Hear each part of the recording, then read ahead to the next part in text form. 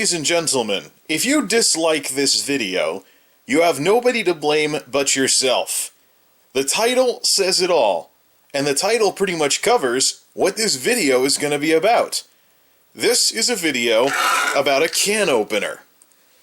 Good Cook USA can opener, smooth, easy gear-driven operation, slip-resistant, easy-to-grip, soft handles, built-in bottle cap owner, made in the USA, etc., etc., crafted with care in St. Louis, Missouri, distributed by Bradshaw International, Rancho Cucamonga, California. That's the same place as Monoprice, interestingly enough. Anyways, we got all this American bravado on here. You gotta stay with the US of A. Made in the USA. Now, there's a lot of discussion about outsourcing that goes on. And unfortunately, one of the major problems with American consumerism is that American consumers are fanatically and pigeonhole-ishly something obsessed with things being cheap, cheap, cheap, cheap, cheap, and more cheap. They don't care. Many people in this country don't care what cheap prices do to good-paying jobs. So the solution is to deliberately pay more to keep jobs in the U.S., apparently. There's people that will love to argue with that sort of thing. But anyways, I decided to be the guinea pig for this sort of thing because I am quite disgruntled with what the results of free trade has produced.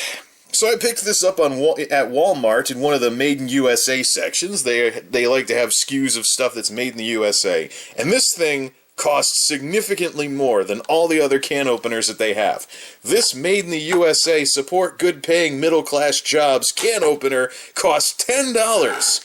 Meanwhile, the piece of junk that it replaced, made in China, mainstays, whatever, was only $2. So what happened to this thing? Besides, well, it needs a little bit of cleaning. So basically, the laws of physics completely owned me. I can really feel the difference. I mean, this is more rubberish, while this is plain old plastic. So this is more in line with the $2 piece of junk that Walmart has there. I picked one of these up either right before I moved here when a Dollar General can opener went dull on me after a couple of months. I thought it would last longer because this part is metal. Unfortunately, this part is plastic. So guess what happened? As the metal bits dulled with use, the plastic bits took more wear and tear until the laws of physics completely owned me. It's hard to turn now. This plastic bit is stripped.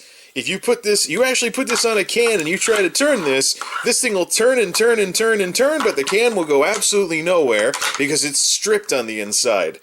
Now, there were some models out there that were all metal. This piece was metal instead of plastic, and I was tempted to get one of those, but just for the heck of it, this time around I have decided to be the guinea pig for Made in the USA. So why don't we take this out of the wrapper, darn it, see what we have to play with here. Yeah, all metal, just like the ones I remember from my childhood. Howdy, folks. There's the camera. This part is metal, that part is metal, and we'll see how much longer this lasts, because this piece of junk barely made it 3 months and then completely goofed up. It's now unusable, and there are a few things more frustrating in life than having to use a can opener essentially as a pair of tin snips or a hole puncher or something like that to snip, snip, snip, snip, snip around a can one piece at a time until maybe you've snipped enough of it so you can take the rest of it off. This thing, however, it's definitely heavier. Yeah, this is way, way lighter, and this is way heavier metal. So, considering the price difference, $2 versus $10, this lasted about 3 months. I expect to get years out of this thing. Let's see how right I am. When something goes wrong with this thing, I will be sure to make another video about it. Otherwise, here's my new can opener, made in the USA. It cost a pretty penny, but let's do some experimenting with all this stuff people are saying about, oh, you shouldn't pay those horrendous prices, you shouldn't pay those super cheap prices for crap that falls apart. Well, let's see this not be crap that falls apart. And this can be a good example of why it's worth it to pay for some quality. And yeah, you do get what you pay for.